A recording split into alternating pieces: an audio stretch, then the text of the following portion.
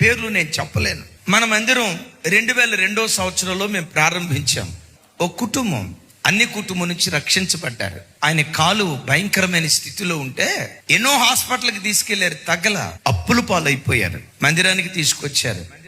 దైవ సేవకులు, విశ్వాసులు అందరూ ప్రార్థన చేశారు.